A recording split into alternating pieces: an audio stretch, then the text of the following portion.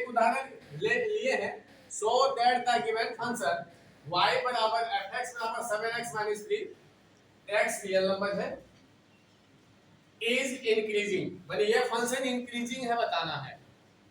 ठीक है, तो वी हैव लेके चलते हैं, लेट मानते हैं हम लोग, याद करो कि इंक्रीजिंग में क्या कहते हैं, 2 पॉइंट मानते थे डोमेन का, यहाँ डोमेन क्या है, रियल नंबर है। और इसी में हम लोग क्या मानते थे कि x1 क्या है, x2 से छोटा है। तो इसको इंक्रीजिंग दिखाना है, तो डेफिनेशन आपको मालूम है कि जब x1 x2 से छोटा है तो दिखाना क्या होगा, y1 स्मॉल देन आया ना। क्लियर, हम इसको सवाल को उल्टा भी बनाते हुए जाएंगे, देखना आपकी बात में बता भी देंगे कि कैसे होगा। ठीक है, आप देखना ध्यान से कि y1 स्मॉल देन y2, चलो हम लेके चले, अब ये ऊपर की ओर जाएगा तो y1 का स्थान में लिख सकते हैं fx1, तो बोलेगा सर कैसे, तो देखो यहाँ y1 यह क्या होगा fx1 आ गया ना। अब जब यह fx1 हो गया तो उसका ऊपर में क्या होगा 7x1 minus 3 small then 7x2 आ गया ना। कोई दिक्कत, आप देखना कितना सिंपल है। सर ये लाइन कैसे आया, ये तो ऊपर से जा रहा है, देन ये यहां से आपको मिलेगा सर, तो x1 है पहले, तो देखो इसको कितना से गुना करने से मिल जाएगा 7x1, 7 से, देखना ध्यान से, 7x1 मिला, 7 से गुना कर लिए, तो जब इधर 7 से गुना हुआ तो इधर भी क्या होगा, हाँ है ना। अब हमको क्या घटाना है, जल्दी बोलो, -3 घटा दिए इधर भी -3 घटा और इधर भी घटा, ये -3 हुआ, -3 हुआ। अब ये इधर से इधर गए, अब उसको भूल जाओ उसको भूल जाओ। अब देखना ऊपर से नीचे आ रहे, x1 है मेरे पास, x2 है, हमको चाहिए क्या 7, तो 7 से गुना कर दिए तो 7x1 मिला, 7x2 मिला, फिर हमको क्या चाहिए -3, तो 3 घटा दिए दोनों तरफ। अब इसका वैल्यू क्या होगा, जल्दी बोलो, fx1 होगा, इसका वैल्यू क्या होगा, इसको क्या लिखेंगे, इसको क्या लिखेंगे, हो गया ना y1 स्मॉल देन, जब ये है तो ये भी है, इसका मतलब function is, this implies function is increasing. अब देखना है इक्वल टू साइन नहीं है तो क्या लिख सकते हैं, स्ट्रिक्टली, क्या लिख सकते हैं, स्ट्रिक्टली इंक्रीजिंग। सवाल में नहीं बोला है इसलिए हम इंक्रीजिंग लिख के छोड़ सकते हैं। तो इससे क्या क्लू चला, इससे क्या क्लू हमको समझ में आया कि जब भी इससे रिलेटेड सवाल बनाना है और ये टर्म लेके चलना है, ये टर्म लेके चलना है, तो ये लाइन हमेशा रहेगा, हाँ या ना, क्लियर। जब ये लाइन रहेगा तो यहीं से सूत्री खुलेगा, और जब सूत्री खुल जाएगा पहला गांठ तो पूरा सूत्री खुल जाएगा। तो ये कैसे खुलेगा, फंक्शन को देखते हुए, फंक्शन में कितना क्या आवश्यकता है, यहाँ आवश्यकता था क्या 7, तो 7 से गुणा कर दिए। अब फिर क्या आवश्यकता हुआ, -3 घटाना था तो दोनों तरफ -3 घटा दिए, तब इसी का स्थान में हो गया fx1 और इसी का स्थान हो गया fx2, इसी का नाम है y1 और इसी का नाम है y2। तो जब ये लागू है तो ये भी लागू है सवाल में, इसका मतलब सवाल इज इंक्रीजिंग, हाँ या ना। तो इस टाइप का सवाल जब भी रहेगा तो इस मेथड से हम लोग बनाएंगे, लेकिन आगे जब ये जाएंगे तो ये मेथड को हम लोग भूल जाएंगे, इसका जरूरत नहीं पड़ेगा, क्योंकि टॉपिक का नाम है एप्लीकेशन ऑफ डेरिवेटिव और यहाँ अभी तक एप्लीकेशन ऑफ डेरिवेटिव का प्रयोग नहीं किया गया है। इस वजह से इस मेथड को हम लोग आगे भूल जाएंगे और हम लोग याद रखेंगे जो आगे टॉपिक पढ़ने वाले हैं। अब जैसा कि हम लोग एक एग्जांपल से देख चुके हैं इंक्रीजिंग, और जब डिक्रीजिंग दिखाना होता है तो डिक्रीजिंग का डेफिनेशन लेके चलेंगे और उसको नीचे भी प्रूफ करना पड़ेगा, लेकिन इस मेथड को हम लोग आगे भूल जाना पड़ेगा क्योंकि टॉपिक का नाम है application of derivative.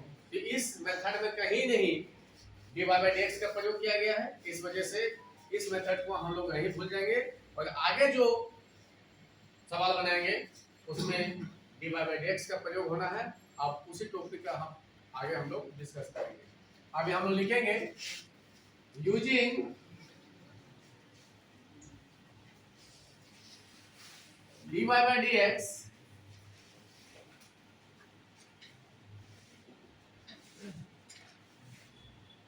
in finding increasing and decreasing function.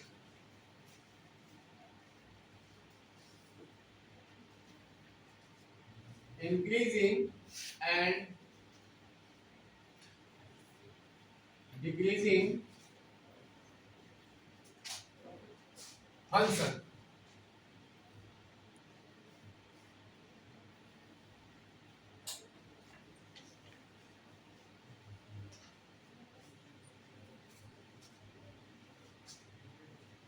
और ये और भी मजेदार ये टॉपिक है, इसको हम लोग पहले समझते हैं कि dy बाई dx का प्रयोग कैसे हम लोग करते हैं।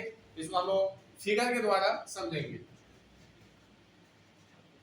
और यहाँ अपने आप तुमको समझ में आएगा कि ये डिफिनीशन कैसे यूज करेंगे या dy बाई dx में चेंजिंग कैसे आता है। एक छोटा सा एग्जांपल हम लोग लेते हैं, 2 डायमेंशन में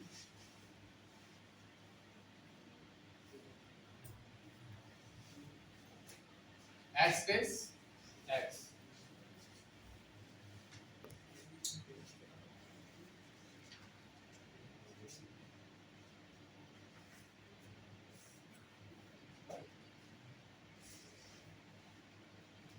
ये ग्राफ खींचे, तो जब ये ग्राफ खींचे इसका कोई फंक्शन होगा, इसका कोई समीकरण होगा, उसी का नाम क्या है y बराबर fx। हाँ या ना, ठीक है। अब जब ये ग्राफ खींचे तो इसका भी डोमेन होगा। आइए डोमेन कहां से कहां तक होगा, देख लो ध्यान से, यहां से लेकर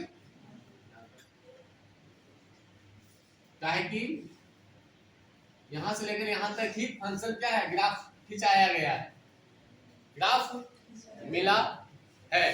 हाँ या ना, समझ गया सबको। तो ये इसका डोमेन होगा। तो डोमेन में यदि नाम लिखे तो ए और बी मान सकते हैं, ताकि डिफिनीशन में हम लोग ए भी लिखते हैं, ए भी मान लिया डोमेन इसका, ठीक है। x बराबर है यहाँ और x बराबर बी है। अब हम लोग चलते हैं कि dy बाई dx का प्रयोग यहाँ कैसे होगा। लेकिन हम पूछेंगे बच्चा तो शायद नहीं बता पाएगा कि सर यहाँ dy बाई dx दिखाने के लिए क्या करना पड़ेगा, कोई बता सकता है? तो यहाँ dy बाई dx है, यहाँ ग्राफ में हमको ये जानना बच्चा ले बोल नहीं पाएगा शायद।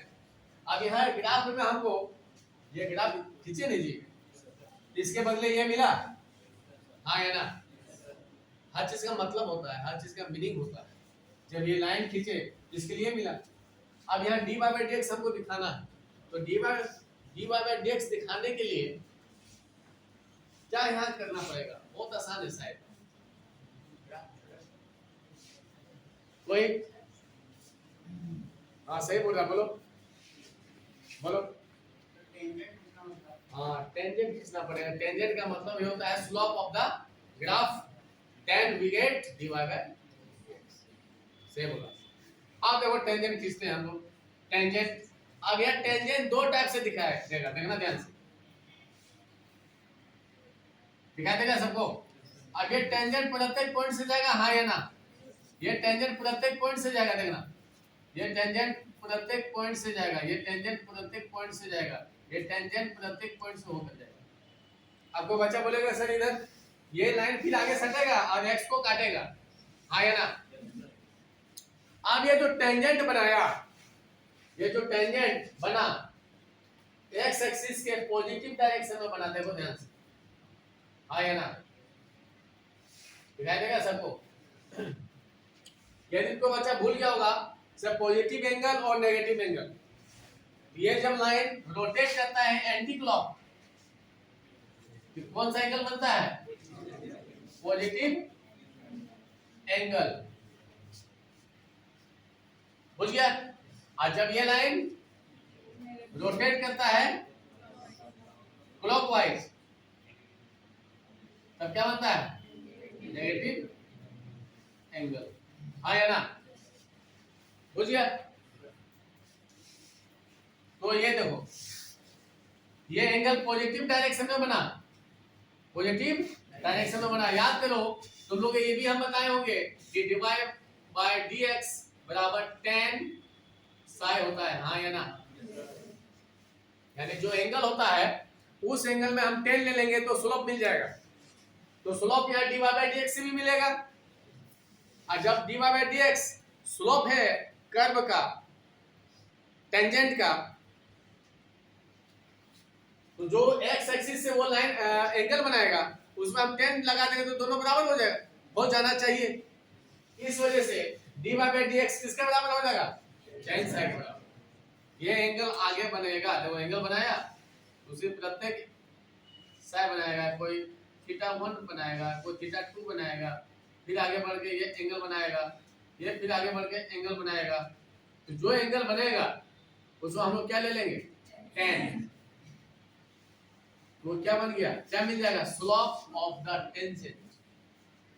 Slope of the slope of the tangent.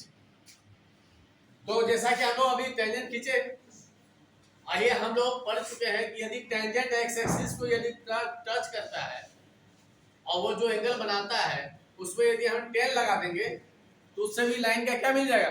Slope. और एक स्लोप कैसे मिलेगा? जब हम इक्वेशन को डिफरेंशिएट करेंगे, इक्वेशन को डिफरेंशिएट करेंगे जिससे हमको क्या मिल जाएगा? dx मिल जाएगा। और उस किसी खास पॉइंट पे dy बाय dx को निकालेंगे तो वही क्या बन जाएगा? Slope of the line. अब वही किसके बराबर हो जाएगा? tan साई के बराबर। और वही tan साई किसके बराबर हो जाएगा? समझ आ गया? आप देखना ध्यान से कि जब हम लोग यहाँ खींचे तो इसका ये मैक्सिमम हाइट है। हाँ या ना? ठीक है, मैक्सिमम हाइट है।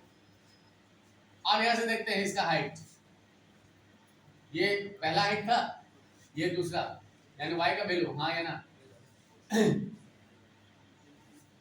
बुझा सब? ये बुझा? तो जो जो अभी हम लाइन खींचे, ये जो पॉइंट यहाँ बना, कहाँ पर? कर्व पर बना, उस पॉइंट में हम लोग सब का स्लोप निकालेंगे। क्या निकालेंगे? स्लोप। तो क्या निकलेगा? पॉजिटिव निकलेगा। क्या निकलेगा? पॉजिटिव निकलेगा। यानी dy बाय dx का वैल्यू क्या निकलेगा? पॉजिटिव होगा। आप समझ आया? क्यों? क्योंकि हम लोग दोनों तरफ से ये लाइन x एक्सिस को काट रहा है तो पॉजिटिव एंगल बना रहा है, तो tan में पॉजिटिव एंगल लेंगे तो पॉजिटिव मिलेगा। हाँ या ना? इसका मतलब क्या हुआ? आप देखो ध्यान से, जब dy बाय dx का वैल्यू पॉजिटिव हो रहा है, जब dy बाय dx का वैल्यू पॉजिटिव हो रहा है तब कर्व क्या है? इंक्रीजिंग है या डिक्रीजिंग है? देखो ध्यान से, क्या है? इंक्रीजिंग है। इससे क्या पता चल गया? यदि फंक्शन इंक्रीजिंग होगा तो dy बाय dx का वैल्यू क्या आएगा? पॉजिटिव आएगा। आप समझ में आया? नहीं समझ में आया? बुझा या नहीं बुझा? पॉजिटिव आया। अब फिर यहाँ दिखाएंगे हम कि जब डिक्रीजिंग होगा तब dy बाय dx का वैल्यू नेगेटिव होगा। आप समझ में आया? कैसे सर? आप तो उल्टा। हाँ या ना? हाँ या ना? हाँ या ना? हाँ या ना? अब ये जो एंगल बना, ये जो एंगल बना क्लॉकवाइज बना, देखना ध्यान से। ये लाइन नीचे आया, समझ आया? ये लाइन नीचे आने मतलब क्या हुआ? ये रोटेट ऐसे न हुआ, ये रोटेट ऐसे न हुआ, यानी नेगेटिव डायरेक्शन में बना, एक्स एक्सिस के नेगेटिव डायरेक्शन में बना एंगल। तब एंगल जो बनेगा वो क्या बनेगा? माइनस बनेगा, यानी -45। अब पहले 45 बना था, अब क्या बनेगा? -45। आज जब -45 बनेगा तो tan -45 और tan माइनस थीटा क्या होता है? Minus theta. और tan 45 का वैल्यू 1, तो यानी -1 आया। अब जब dy बाय dx का वैल्यू माइनस आया, तब कर्व देखेंगे कि इंक्रीजिंग है या डिक्रीजिंग, तो यहां से पता चलेगा।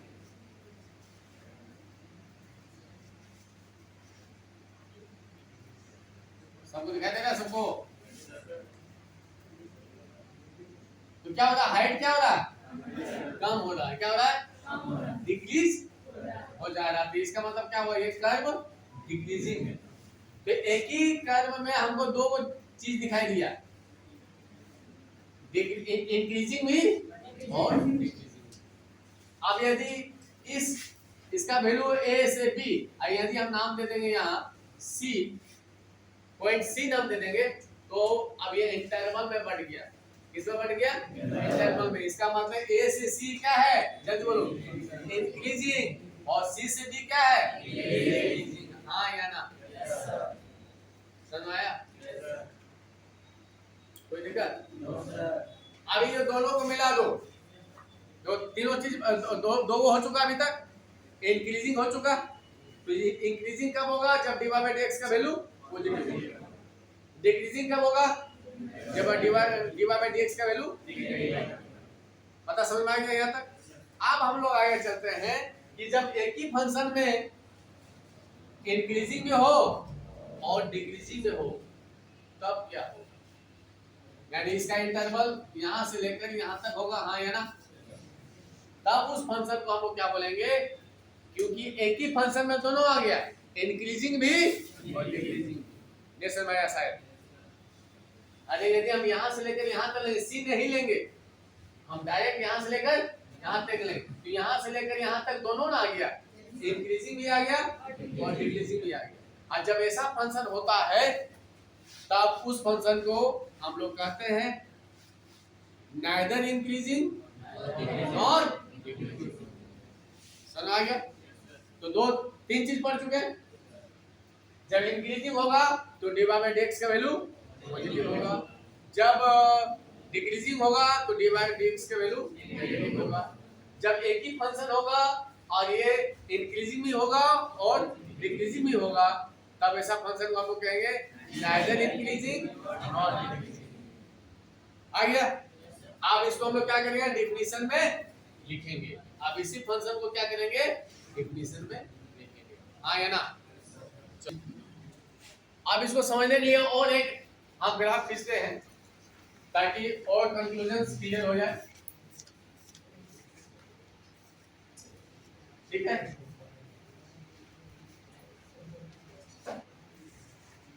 ध्यान से देखना।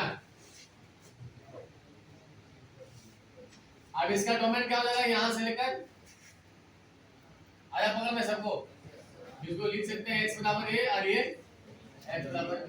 b है जब लिखे तो इसका भी कोई फंक्शन होगा, हाँ या ना? और जब ये फंक्शन होगा तो इसको हम लोग डिफरेंशिएट करेंगे, तो dy बाय dx मिलेगा। dy बाय dx मिलेगा।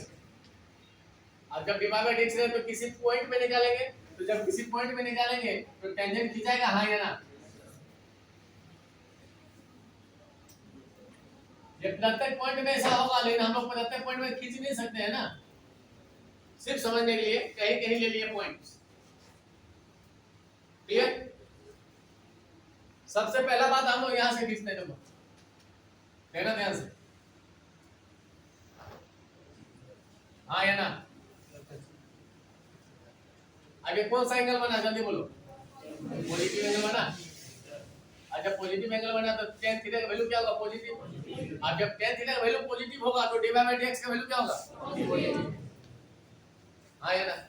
अब जब पॉजिटिव हुआ तब हमको देखना है कि ये फंक्शन इंक्रीजिंग है या डिक्रीजिंग। एक स्थिति से हमको पता तो चल गया, एक दूसरा स्थिति में देखते हैं। यहाँ अब यहाँ से y का वैल्यू लेते जा रहे हैं, हाँ या ना? चलो y का वैल्यू बढ़ रहा है ना रे, तो क्या हो गया? ये इंक्रीजिंग फंक्शन। यहाँ भी वही स्थिति आया कि इंक्रीजिंग होगा तो dy बाय dx का वैल्यू क्या होगा? पॉजिटिव। हाँ या ना? अब हम लोग चलते हैं इधर लेफ्ट साइड में। अब इस पॉइंट में हम लोग टेंजेंट खींचना है, तो कोई बच्चा बोल सकता है कि सर आप ऐसे खींच सकते हैं?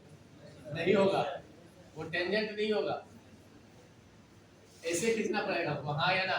आप जैसे इसको ऐसे खींचेंगे ये क्या बन जाएगा? Negative angle. क्या बनेगा ये?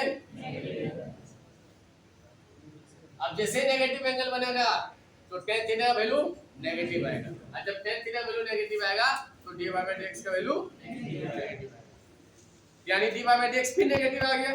तो फिर हम देखते हैं कि ये फंक्शन क्या है। तो फिर देखते हैं, यहाँ से देखो ये हाइट सबसे ऊपर, तो उसके बाद छोटा, फिर छोटा, फिर छोटा, फिर, इसका मतलब क्या हुआ? डिक्रीज करना है ना? क्या हो रहा है? डिक्रीज करना। यहाँ भी वही बात, जब डिक्रीज करेगा फंक्शन तो dy बाय dx का वैल्यू नेगेटिव आएगा, और जब इंक्रीज करेगा तो dy बाय dx का वैल्यू पॉजिटिव होगा। आगे समझ में? अब इसके बाद हम लोग डेफिनेशन लिखते हैं, फटाफट लिख लो। अब इसमें हम लोग चलते हैं कि जो दो टाइप का सवाल आता है एग्जाम में, इससे रिलेटेड सवाल इंक्रीजिंग और डिक्रीजिंग से दो ही टाइप का सवाल रहेगा।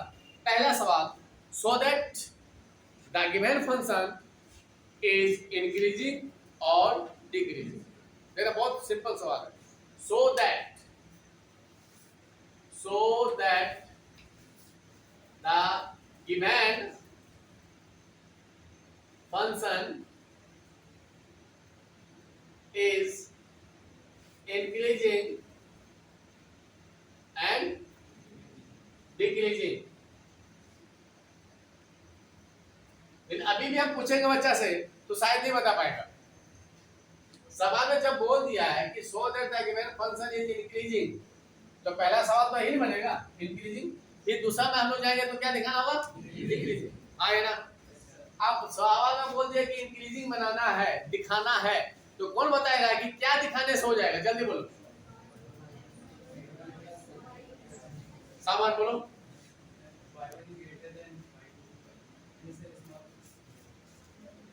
समीर, बस सही बात। अब जब y1 स्मॉल ग्रेटर देन, वो तो पहले बोल देंगे, ये मेथड का अप्लाई नहीं होगा। अब यहाँ एप्लीकेशन ऑफ क्या है? dy by dx। तो जब वो बोल दे इंक्रीजिंग, तो इसका मतलब क्या हुआ? dy बाय dx हमको क्या दिखाना है? पॉजिटिव दिखाना। अब पॉजिटिव दिखाने के लिए क्या करना पड़ता है? कभी कभी एक छोटा सा एग्जांपल, छोटा सा, बहुत ही simple. y equal to 2x square plus 4x plus 5, हाँ है ना? अब इसको दिखाना है इंक्रीजिंग या डिक्रीजिंग, जो भी सवाल में मान लो इंक्रीजिंग दिखाना है, तो इसको डिफरेंशिएट करेंगे, हाँ या ना? ये बाय अब इसमें x का वैल्यू कुछ दिया हुआ है, मान के चलो x का वैल्यू दिया है रियल नंबर, क्लियर? तो dy बाय dx निकलेगा तो 4x होगा प्लस 4, हाँ या ना? हाँ या ना? आप कौन बता सकता है कि ये पॉजिटिव होगा या नेगेटिव होगा? क्या कि x वाला रियल नंबर, ये समझ में आया? शायद नहीं समझ में आया। अरे रियल नंबर में तो सब ना आता है, तो x का वैल्यू नेगेटिव भी तो लेने बोला है, तो जब ये नेगेटिव लेंगे तो हो सकता है नेगेटिव ही तो आएगा। अब पर अंत में रियल वैल्यू लिए इसको हम लोग जांच करेंगे, समझ में आया? अब x का वैल्यू हम रखते जाएंगे तो रियल नंबर एक है, इनफिनाइट है, तो क्या इनफिनाइट पर यहाँ रखेंगे वैल्यू और पॉजिटिव दिखाएंगे और नेगेटिव दिखाएंगे? कौन बताएगा क्या करना होगा? और थोड़ा सा हम क्या करेंगे, जब ये बोल दिया सवाल में इंक्रीजिंग, जब सवाल में बोल दिया कि इंक्रीजिंग, तो पक्का dy बाय dx क्या आएगा? जल्दी बोलो, पॉजिटिव। अरे यार इसको पॉजिटिव करेंगे। आप पॉजिटिव करने का सबसे पहला रूल किसको मालूम है? कितना सिंपल बात है। अरे squaring,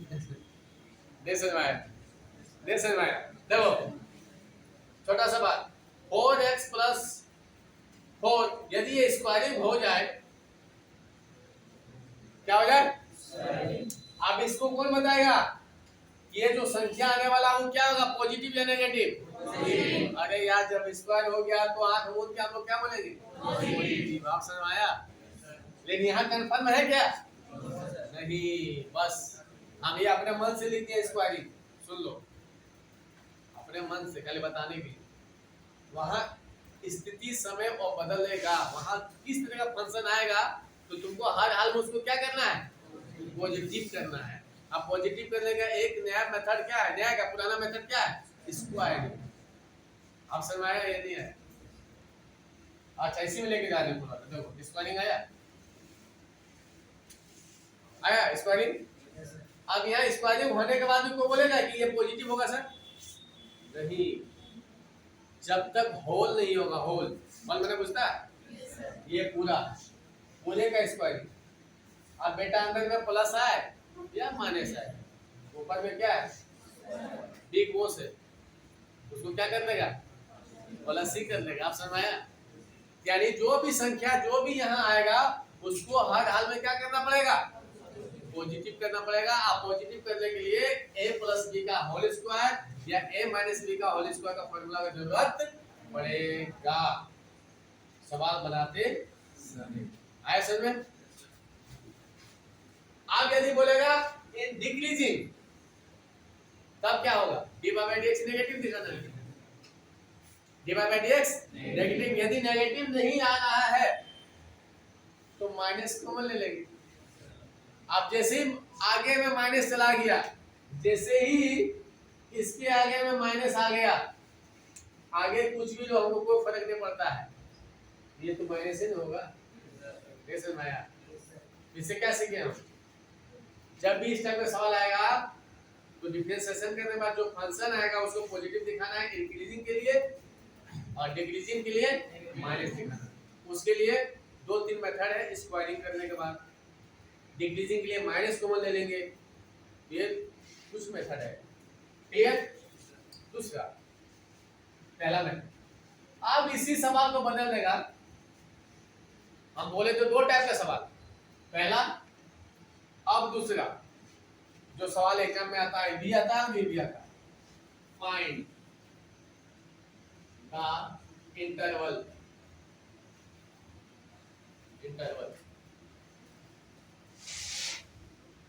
in which the given function will be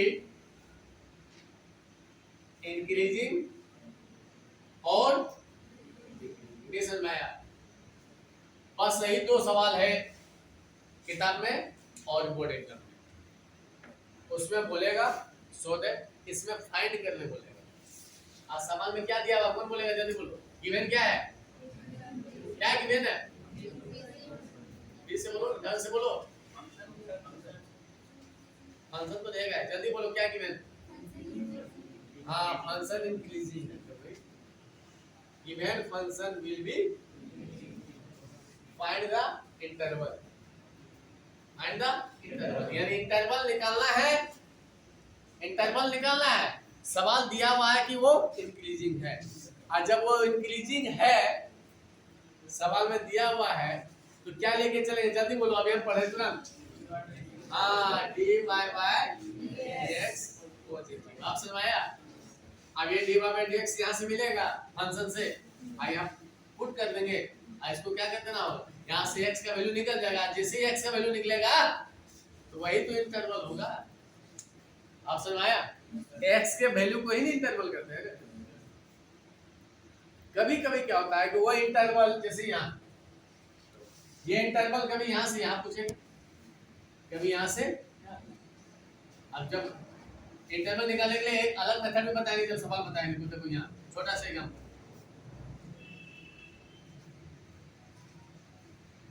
छोटा सा 1 2 1 2, तो फंक्शन 1 2 के बीच में इंक्रीजिंग है और ये दोनों के बीच में डिक्रीजिंग है। ये दोनों के बीच में क्या हो गया, डिक्रीजिंग, और यहाँ क्या हो गया, इंक्रीजिंग। तो जब इंक्रीजिंग होगा तो ये इंटरवल हो जाएगा आंसर में, और जब डिक्रीजिंग होगा तब ये दोनों इंटरवल हो जाएगा, हाँ या ना। अब ये दोनों इंटरवल को जोड़ने का क्या तरीका है, जल्दी बोलो, यूनियन। आप समझ आया? समझ आया? समझ आया? अब इसको उल्टा कर दो, ये दोनों इंक्रीजिंग, आई हो गया डिक्रीजिंग, ये डिक्रीजिंग हो तो कोई टेंशन नहीं, 1 2 डायरेक्ट क्लोज इंटरवल 1 2। देन ये दोनों हो गया इंक्रीजिंग, तो भी ये दोनों को जोड़ने के लिए बहुत मजेदार टॉपिक, बहुत ही मजेदार, आज से दिखाई देगा।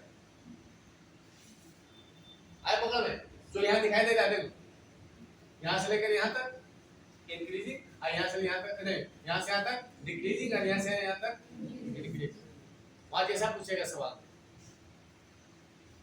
और ये फंक्शन यही नहीं रुका हुआ, बहुत दूर तक गया, बहुत दूर तक गया, तो वही फाइंड करने बोलेगा इंटरवल, और एगो भी दिखाने बोलेगा कि यहाँ को पॉजिटिव दिखाना है और नेगेटिव, और यहाँ क्या दिखाना है इंटरवल। आए पकड़ में, कोई दिक्कत? अब इसका हम लोग डिफिनीशन लिखते हैं, ये लिख लिया है तुम लोग सब, आगे हम लोग डिफिनीशन लिखते हैं।